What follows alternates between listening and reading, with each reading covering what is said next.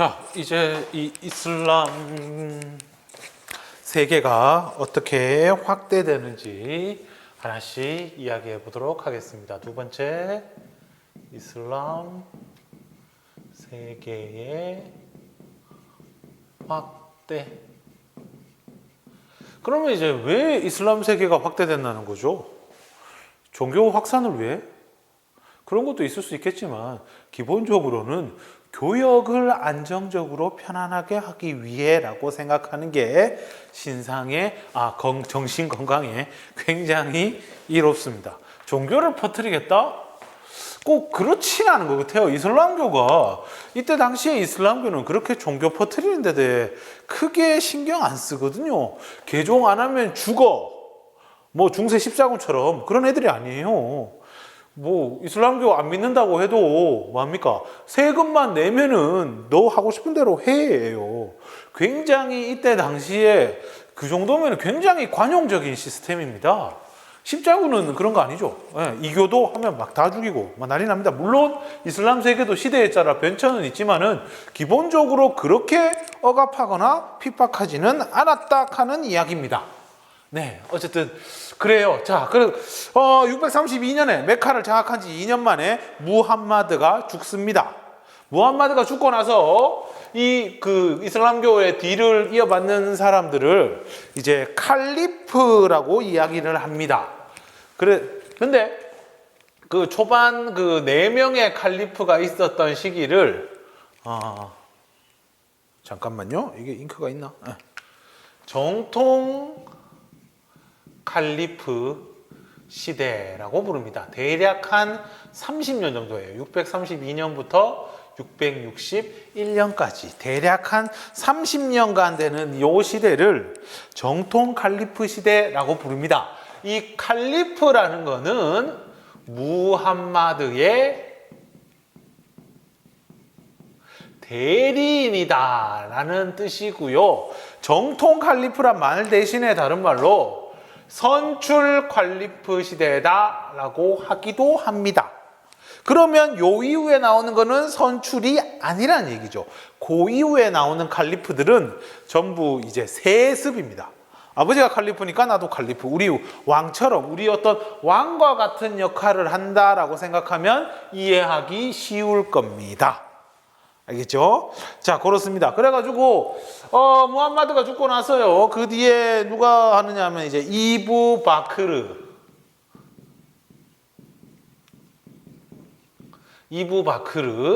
그 다음에 뭐 TMI일 거예요. 우마르. 그 다음에 우스만, 알리. 1대 칼리프가 이브 바크르, 2대 칼리프가 우마르, 3대 칼리프가 우스만, 4대 칼리프가 알리입니다.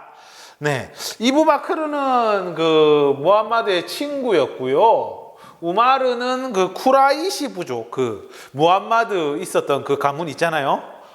무함마드가 소속했던 부족 있잖아요. 쿠라이시 부족. 거기에 아디 가문이라는 그 가문 출신이고요. 뭐 그렇게 주목할 만한 그건 아니고, 우스만이라는 3대 칼리프는 이제 쿠라이시 부족 가운데 우마이야 가문이었어요. 우마이야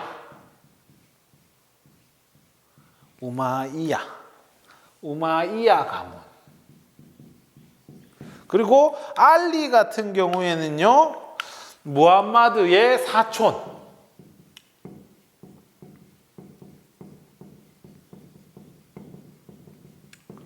얘는 그리고 우스만은 무함마드의 사위이기도 합니다. 나중에 그 딸이랑 결혼을 하죠. 무함마드의 딸이랑. 그렇게 됩니다. 근데 우스만 같은 경우에는 이제 나중에 암살당해요. 암살당하고 알리가 등장을 하는데, 이 암살되는 과정에서 요 우마이야 가문이 이 알리에게 굉장한 적대감을 가지게 됩니다. 이 암살의 배후에 분명 알리가 있다라고 해서 요 시대에 결국 알리는 우마이야 가문과 대립관계를 만들게 되는데요. 결국 그 과정에서 암살을 당하게 됩니다. 암살을 당하게 돼요. 알리도 역시 암살당합니다. 우마이야 가문은 나중에 그 시리아 쪽에 세력이 있었거든요. 시리아. 요 시리아 총독을 담당했어요. 시리아라는 것은 여기 보면 그 다마스쿠스 있는 여기 시리아. 뭐 특정 지역들 위치 같은 경우에는 좀 기억을 해놔야 돼요. 뭐 시리아라든가 아나톨리아 고원, 뭐 소아시아라고 부르는 거기라든가 이집트라든가 이런 지역을 좀 기억을 해 둬야 됩니다. 그래가지고 요 알리가 암살을 당하고 결국 이제 우마이야 가문이 이어받아서 이제 칼리프를 선출하는 게 아니고 자기가 직접 그 칼리프를 세습하는 그런 우마이야 왕조를 수립하게 되는데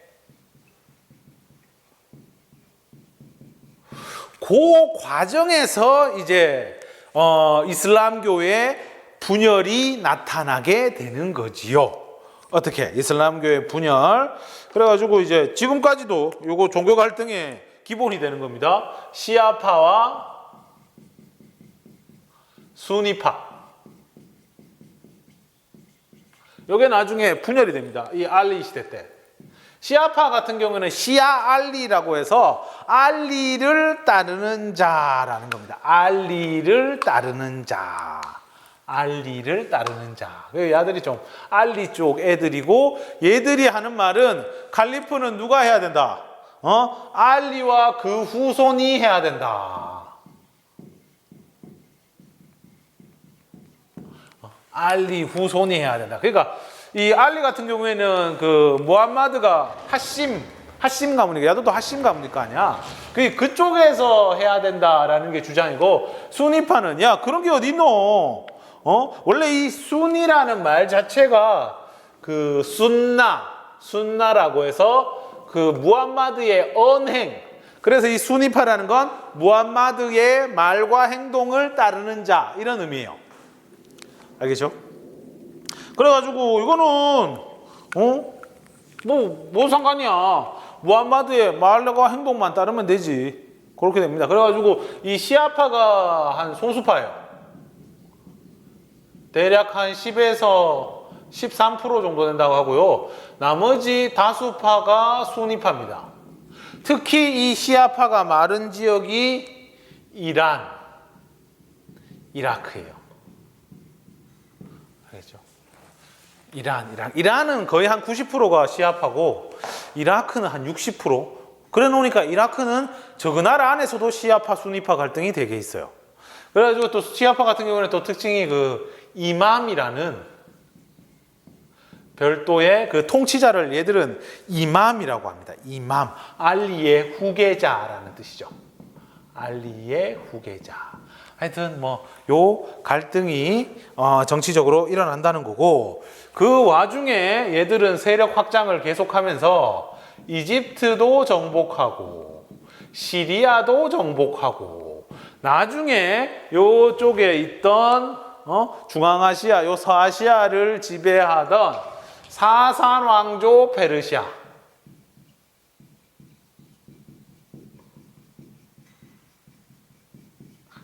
얘들도 정복합니다.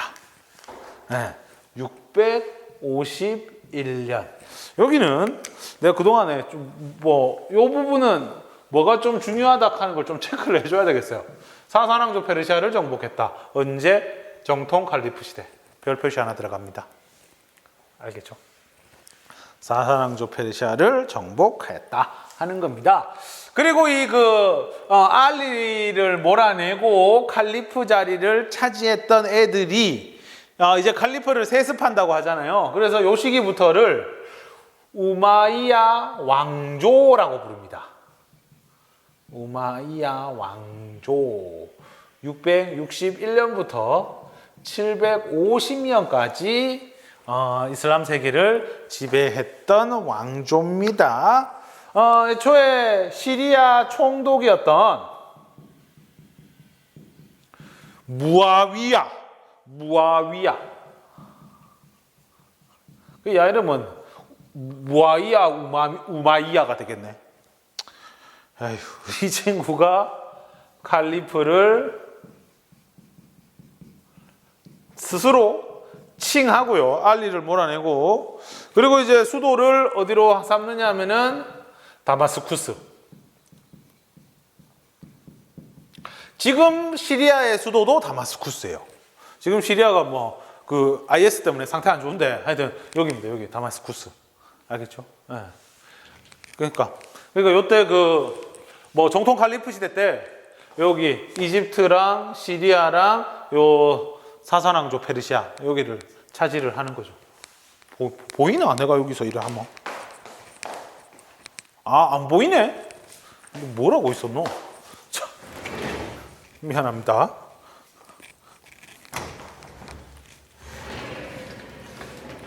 좀 당겨야겠다. 여기 다마스쿠스. 다마스쿠스. 이건 보입니까? 허허. 그냥 주간에 놔두다가 밀게요. 여기 다마스쿠스입니다. 알겠죠? 시리아죠. 그 아까 칼리프 시대 때 요 이집트, 시리아, 사산왕조 페르시아 정복하는 거고, 우마이야 왕조 때 수도가 여기 시리아에 있는 다마스쿠스다. 왜? 여기 무아위야 그 첫 번째 왕조를 세운 이 사람이 시리아 총독이었으니까 지금의 시리아 수도도 다마스쿠스예요. 알겠죠? 이렇게 이해하시면 됩니다. 자, 요 시기의 특징 같은 경우에는 아랍인, 거의 대부분이 아랍인이거든요. 아라비아 쪽에 사는 사람들 있잖아요. 아랍인의 특권을 굉장히 높여주는 민족 차별 정책을 실시합니다. 그래서 아랍인이 아닌 애들은요 굉장히 차별을 받습니다. 그 예를 들어서 아랍인들 같은 경우에는 연금 받고요. 세금 냅니다. 세금 어떤 거 내느냐면 이제 자카트라고 해가지고, 자카트라고 해서 아까 저 안 적혀 있나? 오행의 중에 하나인 그 히사라는 게 있어요. 히사. 가난한 사람들을 위해 자기 번 돈의 40분의 1을 낸다. 40분의 1 같으면 2.5%인데 이때 당시에는 2.5%가 아니고 한 10%였어요. 10%, 그 자기 버는 돈의 10% 정도만 세금으로 내면 되는데, 이 비아랍인 같은 경우에는 어떻게? 지즈야, 하라즈라고 하는 세금을 냈어요. 지즈야라는 거는 인두세, 1인당 내는 세금, 사람 한 명당 얼마 세금 내는 거고, 하라즈 같은 경우에는 토지세, 땅 가지고 있으면 내는 세금. 그래가지고 이게 대략 한 비율이 버는 돈의 한 50% 가까이 낸 거야. 그러니까 비아랍인 가운데서 이제 뭐야? 이슬람교로 개종하는 애들도 있을 거 아니야. 이 애들 가운데, 그죠? 개종하는 애들도 있습니다. 그래서 요 개종하는 애들을 갖다가 마왈리라고 부르거든요. 근데 얘들한테도 마찬가지로 지지야 하라즈는 계속 받았어요. 그러면 이제 마왈리가 얘기를 하는 거지. 야, 우리 이슬람교도 믿는데 같은 사람 취급해줘 하면서 이야기를 한 거죠. 그러니까 야들이 하는 얘기가, 야, 그러면 너 지하드라는 건 이제 성전이라고 해가지고 정복 활동 나가는 거를 지하드라고 불러요. 네. 원래는 모든 생활의 모든 게 지하드였는데 지금은 이제 전쟁만 가지고 이제 지하드 이렇게 합니다. 그 예를 들어서 막 자기 싫은데 아니다, 일어나기 싫은데 억지로 일어난다, 이런 것도 일종의 지하드였는데 이제는 그런 말 안 하고 이제 전쟁 가지고 이제 지하드 합니다. 그래서 요 마왈리를 이용해 가지고 지하드를 펼치게 되고, 결국 이 지하드의 결과 얻은 토지를 주는 거야. 그래서 토지를 지급하는 거야. 그러니까 얘들을 이용한 거죠. 그럼 됐지 하면서 그런 식으로 이렇게 합니다. 그래가지고 이제 정복 활동에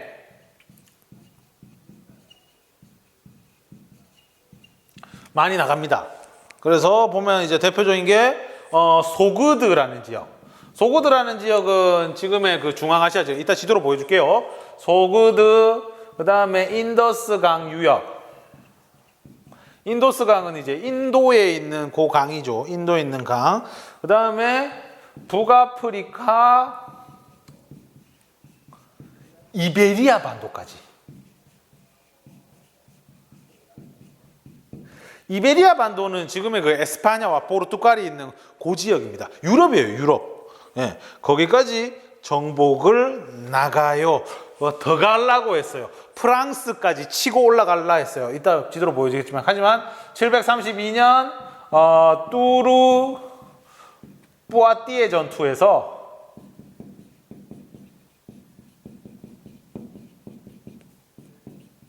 프랑크 왕국에게 집니다. 그래가지고 더 이상은 못 갔다 하는 얘기죠. 그래가 요 나중에 여기에서 활약하는 애가 그 찰스 마르텔이라고, 네, 되게 유명한 사람입니다. 네, 그래가지고 이거를 지도를 통해서 한번 살펴보면요,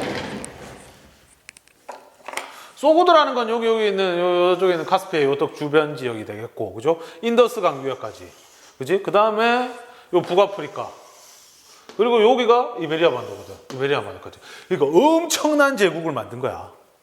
엄청난 제국을 만든 거예요. 알겠죠? 그러다가 저 어디입니까? 그 프랑크 왕국으로 들어갈라 하다가 여기에서 실패한 게 732년 투르 푸아띠에 전투다 하는 거. 이렇게 이해하시면 되겠습니다. 네. 그러면 어쩌다가 야들이 이제 망하게 되는가 하는 건데, 결국에는 그 당시 아바스 가문이라고 좀 세력이 센 가문이 있었어요. 얘들이랑 당시 핍박받던 알리의 후손들 있잖아, 시아파, 얘들이 연합해가지고 결국에는 연합이 우마위야 왕조를 멸망시켰다 하는 이야기고, 시키고 이후에 이 아바스 가문의 일원이었던 아부드 알라흐마 이후에 그 멸망시켰는데, 이후에 망하고 그냥 영영 끝난 게 아니고 요 마지막 칼리프의 손자인가 그럴 거예요. 아부드 알라흐만이 후 우마이야 왕조를 만들어요. 후 우마이야를 만들어서 요거는 거의 한 300년 가까이 가요.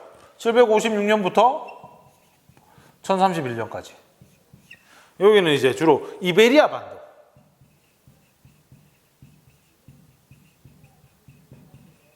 여기 아예 수도가 코르도바라고. 지금도 뭐 에스파냐의 유명한 도시입니다. 코르도바. 여기 코르도바. 여기에 이제 후 우마이야 왕조를 만들었다. 뭐 그런 이야기입니다. 그래서 이렇게 대략적으로 정리를 해봤습니다. 우마이야 왕조까지. 네, 그럼 이따가 그 아바스 왕조 하도록 하겠습니다.